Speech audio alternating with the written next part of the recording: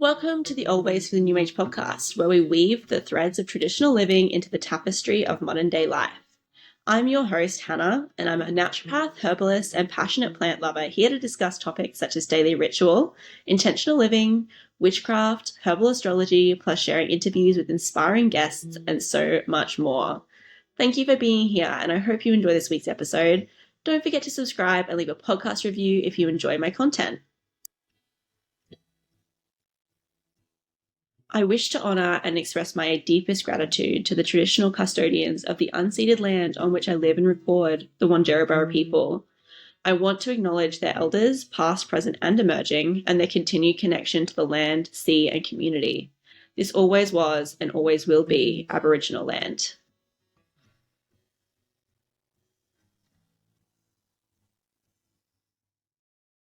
Hello, everybody, and welcome back to today's episode of the Always for the New Age podcast. This is Hannah Forrest, and I am re-recording this episode because I have recorded it once and it did not upload properly.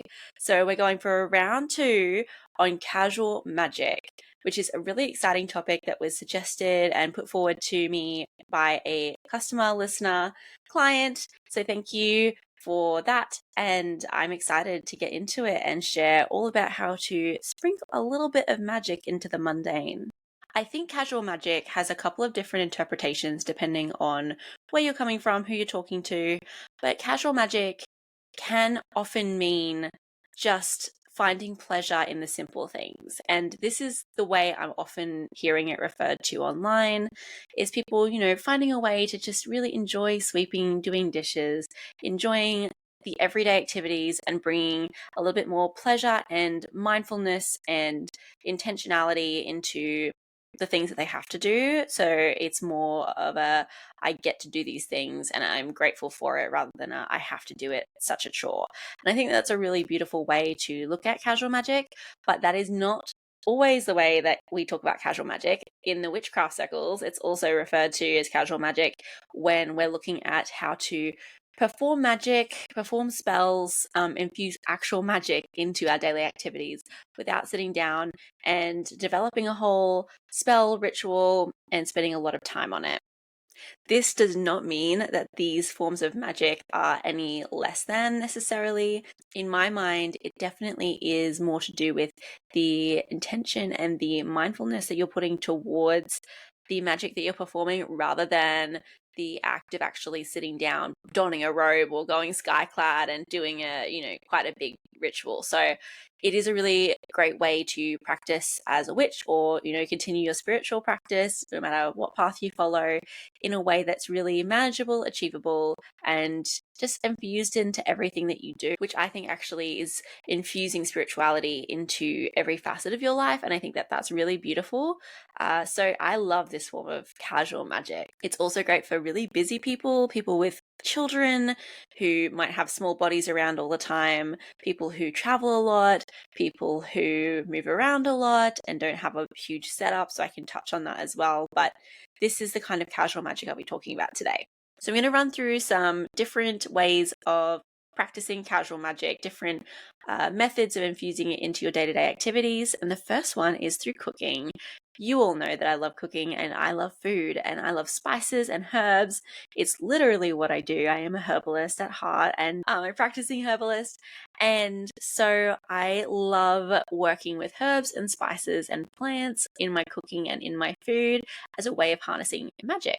This is really easy to do. It can be as simple as just being really mindful when you're selecting the herbs and spices that you're using for your food, or if a recipe already has the spices laid out for you, thinking about what the magical purposes of these spices are.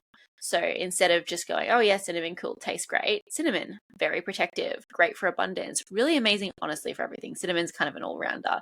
But cloves, again, very protective. So that's a great protection medicine. So when you're making something with clove, you can go, wow, okay, I'm going to put extra protective energy into my cooking with this and set intentions that this meal will bring protection to me and my family, my home. You can do visualization alongside this with white light or whatever you want to do. But I love using spices and herbs to practice casual magic. So some of my favorites, clove, again, protection, cinnamon, protection, abundance, just about everything, spiritual development. You can use basil for money abundance specifically. Basil's great for calling in money and financial abundance. Rosemary is great for cognition and supporting the mind and the brain and the nerves. And also it is protective and it helps with the immune system. So, if you are popping it in a soup or a stew to help with your family's immunity, you can definitely also think of that energetically too, as protecting your family, creating a barrier from viruses, germs, and also ill will from other people. It can be very multifaceted, and that's what I love about this, is it is very truly holistic in the way that it works. And I am all about truly holistic. One more thing with food and herbs and spices is, of course, herbal teas. And building your own herbal teas or tonics is a beautiful way of weaving in herbalism and spiritual practice together. So, this is why I encourage people to have a tonic bar or a tea bar where you can have at least a few separate herbs and spices or teas that are pre-blended in beautiful jars that you can choose depending on the day, depending on the energy you want to work with, depending on your mood, what you're wanting to release, what you're wanting to call in more of. So I definitely think having herbal teas and herbs to go in your cacao is a beautiful way to work with this too. Another thing that goes really beautifully hand in hand with this is what I would consider directional magic. So I love to use this method with my cooking, and it basically involves using direction and movement to banish or call in energy. And so you see this with casting a circle, for example. That is the most commonly accepted, most well-known version of directional magic, calling in the quarters, the north, south, east, west, the elements alongside that. But you can actually do this through stirring with food. And so when we're going clockwise, this is known as jostle, so Deosil. That's the Celtic name for it. And then also Widdershins is anti-clockwise. And so when we're stirring clockwise, we're calling something in, we're setting our intention. And I really see this similarly connected with like the energy of a new moon. And then when we're going Widdershins or anti-clockwise, we are looking to banish energy, release, let go. And that reminds me of a full moon. So you can really see how these things link in with each other. And that's the beautiful thing about magic and pagan path, witchcraft path. You can really see how everything interconnects, and it really is all just reflections of each other. But when I'm stirring my oatmeal, I'll set an intention for the day and stir clockwise. And you can do this with soups and stews, or if you're wanting to release stress, anxiety, you can go Widdershins and really set that intention, speak some words if it suits you, if it is appropriate. And you can do this when you're using your spices as well. Now, talking about plants, I love using planting and gardening to practice casual magic. So you can do this through planting a garden bed, but you can also do this through planting specific plants in specific places. An example of this is planting rue at the front of a property for protection. Rue, if you've ever had it as a plant, smelt it, used it, it is strong. The smell is potent. It is not a particularly pleasant smell, but that's what you want from a protective plant. If you're wanting to keep things out, you want something to be moderately unpleasant. This is similar to someone planting cacti along the front of their property. Feng shui wise, energy wise, that would be keeping people out because it is not very approachable. So that's also something to be mindful of if you are wanting to call people in, especially if you were to have a business. Planting cacti out the front probably would not be the play there energetically. But another example is planting elder. Elder was traditionally grown outside kitchen windows, which in a lot of cases was the hearth of the home. So for hearth witches and kitchen witches, that is the space that you'd really want to protect. And it was used by witches in that way for protection, planted in that specific spot. So there are a lot of things you can do with that. I love the idea of planting marigolds or calendula where you can see them for joy and a little bit of brightness. And I know a lot of people who will plant juniper as well, either the juniper actual berries in the soil. So that's another aspect to the gardening, not just planting the actual plant, but using herbs planted in the soil around other plants or around borders, property lines, front door pots. So juniper berries in pots in the soil is another great protective spell, protective working, and something that's very easy and inexpensive to do. And that is something I think that kids would also find really fun. Really, any of this planting would be a great activity to do with children. So that's another thing to keep in mind. I love vision boards. I am a vision boarder. Over the years, I have honed my vision boarding practice. And I used to do a big one for the year, and it had a lot on it, and it was intense. It was collage and it was intense. These days, I do prefer, if I can make the time, if I do make the time, to do a seasonal vision board and only put maybe between 4 and 6 things on the vision board. I find that that is not too overwhelming. It really, with manifestation, having a really clear, targeted idea of what you're wanting to bring in is very helpful and is recommended. So, keeping that really specific, I think, is better for this kind of manifestation magic. And I have a couple of interesting tips that you may not have heard before. Really just one tip, and that is put it somewhere you can see it. So one of my favorite places to put vision boards is actually on the back of the bathroom door across from your toilet, if that's where your toilet is. Because you have to sit there and you have time sitting there, usually at least once a day. And so I love using that time to fit in just a little bit of, oh yeah, check in. That's what I'm pulling in. Reminding myself of my goals, of my dreams, visions.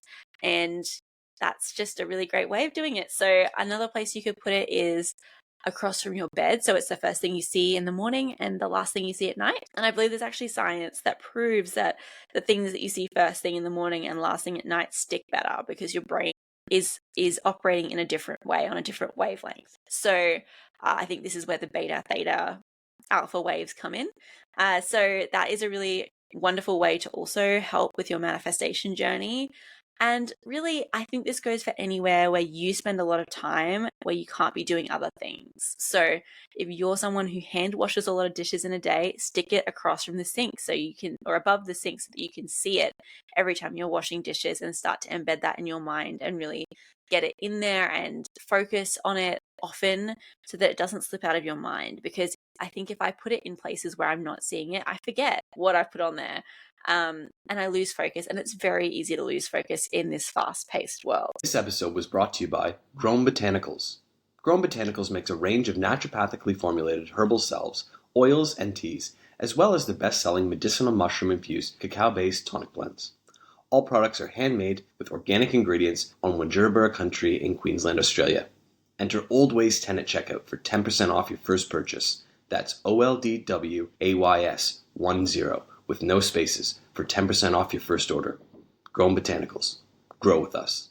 Now, actually, since I'm re-recording this, I have now released a paid post on Substack on cozy cleaning for autumn.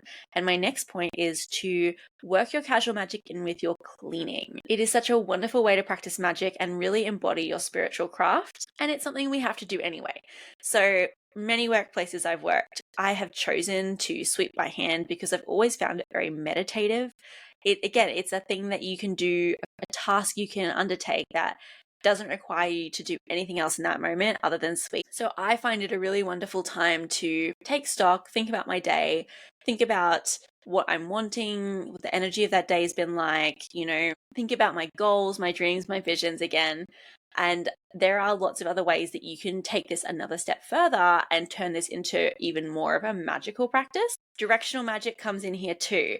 The way that you are sweeping the broom, mopping with the mop, stirring the mop water. There are so many ways that you can incorporate the directional magic when you are mopping, sweeping, doing any sort of cleaning, wiping with a cloth, dusting. But you can also use plants here, and you can also use sigil magic. So Amy from Roselawn Cottage, Amy Harvey, she's awesome, and I love her podcast. She has recommended before to use simmer pots. So simmer pots are a pot full of water on the stovetop, basically. It's a very old school way of scenting the home naturally. And you would put in fruits like lemons or oranges, and you can put in spices and flowers if you want, like rose petals. And you can select what you're putting in your simmer pot depending on the season, depending on a deity you want to work with, really anything. So that is a really easy way to call in the energy of herbs, spices, plants, deities, colors, days of the week, and work with that energy in a way that's very customizable, very easy, inexpensive, and again, something that you could do with kids as long as they're not by the boiling pot. But they could absolutely help to choose what's going to go in the pot and help to put it all in there. I think that would be really fun to do together. But the suggestion of hers that I loved wasn't the simmer pot suggestion as much as it was the suggestion to use the water, the leftover water from the spent simmer pot, in your cleaning. So use it to wash windows, use it to wash doorways, to mop the floors. And often the herbs and spices that we put in simmer pots are very protective herbs. And so I love the idea of turning that first ritual into another ritual and using that to protect and cleanse your home. While you're doing this, you can also use symbols and sigils that you can draw in the water, like with the water on your door frames, on your floors, by bedroom windows. Really, your imagination is the limit with this one, with any of this, really. That's the beauty of something like a pagan path. You can really be creative with it, and there aren't a lot of hard and fast rules. It's so diverse, and it really is individual to the person, which is beautiful because it makes your spiritual practice really deep and meaningful to you. I know a lot of people also use like drops of essential oil, which isn't as sustainable, but I have done it. So you can do that too if you want, or actually just pop a couple leaves of rosemary and, pick them up later, but swirl them through your water, or make a tea. You could also make a tea and then pour your tea into the mop bucket. So there are so many different ways to work with this. And while you're going around cleaning your floors, your windows, your doors, you can also leave salt. Salting entry points to the house is a very old folk tradition for protection, and particularly keeping out nature spirits and entities, all sorts of spirits. So if you're wanting to protect your home, salting the windows and doors is the most typical way of doing that. I have heard of people also using salt water, but obviously this would get washed away a little bit easier and evaporate. So it's something you might have to do a little bit more often, but it probably is better for the wildlife. If we're talking about cleansing, let's go to the next one, which is cleansing in the shower. I have always used this. It was just intuitive to me, and I'm absolutely sure I'm not the only one. I think that using the shower or rain, I also do that. I love going out in just a little bit of a sprinkle, not so much torrential downpour, but when it's just lightly showering, that is a great time to utilize this tool also. But imagining this definitely incorporates a little bit of visualization, but as the water is coming down onto you, I love to picture it just washing everything away, washing away attitudes, behaviors that no longer serve me, washing away any energy or ill will put towards me by others, washing away any negativity put towards me from myself, and just really offering a fresh start and a reset. And then, of course, all the water is pouring down the drain and it's then disposed of. So this is just a really easy, simple way to work with something that you're already doing. Intentionality, as we've discussed, is a really big part of casual magic because you're often not sitting down with athames and lots of tools around you. So using your intentionality, your words, and visualization is key. But if we are going to use a tool and we want to slide it seamlessly into the rest of our day, I love using candles and candle magic. So I use intention candles all the time, and often they're really small. I actually have some right here. I love using ones with herbs, and that's when you get to work with the herbs and spices again. But you don't have to. You can just use plain beeswax, and that I've done that many a time. The ones that I'm holding up for the people watching this are little spell candles that have been crafted and rolled for me by Andrea from Apothecary of Sacred Rituals, but I only have a few of these left. So if you did want to grab some of these are on the Grown Botanicals website, alongside lots of beautiful plain beeswax candles as well. I will in the near future be rolling some of my own herb candles, which is exciting. I've wanted to do it for such a long time. I made a whole bunch for my wedding and they were absolutely beautiful. So definitely stay tuned for that. Let me know if you're interested. I would love to hear some of your ideas for plants, flowers, even crystals that you would like to see. But I think this is one of the easiest ways. Using intention candles is one of the easiest ways to practice casual magic that takes it just that one step further. So rather than using the mop water that you're already going to be mopping with, actually pulling out a candle and spending just a minute, maybe not even, setting an intention, speaking a wish over it, speaking a dream over it, and just really setting that in place. So I love to use So Mote It Be. A lot of people like to use and so it is at the end of a mantra or an intention setting, just to really solidify that and set the intention really clearly. But I've used them to help to manifest houses. I've used them to help to bring in positive energy for the day. I have a black one here that has rosemary and mugwort, and this one was designed specifically for protection and releasing negative energy. So there are so many ways you can work with candles. And if you're using a pure beeswax, which all of these are as well, you actually are purifying the air literally while you're burning them, which is fantastic. So it's a double whammy, and I would highly recommend trying it. Again, great to do with kids. Keep the burning candle away from children, but setting the intention with the candle, I think, is a really visual, tangible way of seeing your wish burn down and then the wish is granted kind of thing, you know? The magic is there. The magic can be felt and seen, which is really beautiful. There are lots of other beautiful small businesses that make herbal candles and spell candles as well. Some of them are bigger than others. I really personally like the small, tiny candles because you don't have to be there for ages. Usually when you're doing a spell candle, you don't want to blow it out while it's burning. You want to burn it all the way down because it is part of a spell. So I like the small ones so that you don't have to be there for 11 hours straight. That's just something to keep in mind. But you can also use them to work with deities, to honor your ancestors. There's just so much flexibility. I have 2 more points to cover today. So the next one is using symbols and sigils again, but as jewelry or things that you wear. So a really easy example of this is wearing a pentagram or a pentacle, and you've probably seen people wearing them before. I personally have a couple. I also have a goddess pendant that I love, and I've got a few others. I've got necklaces with certain stones in them. I have my astrology. So this one that I'm wearing for people watching the video version, I have a little Libra symbol, and I also have my Capricorn and my Leo. The Libra one I wear all the time just because it's nice and dainty, and it is also, I'm a Libra moon and my sun is a Libra sun. So it has many meanings for me. My dad is also a Libra. I know a lot of Librans. But wearing your sigils, your symbols as jewelry or on clothing is really wonderful and an easy way to work with your spiritual craft, work with a deity, help with protection, help with abundance, whatever your focus is at that point in time. You could stitch patches onto clothing. You could embroider symbols on the inside of the skirt of a dress. You could do so many different things. And I know people who also work with this in the way of tattoos. So that is also an option. It just really is up to you and your comfort level and the particular symbol, sigil, deity that you're working with. If you have dedicated your path to Aphrodite, for example, an Aphrodite tattoo might make sense.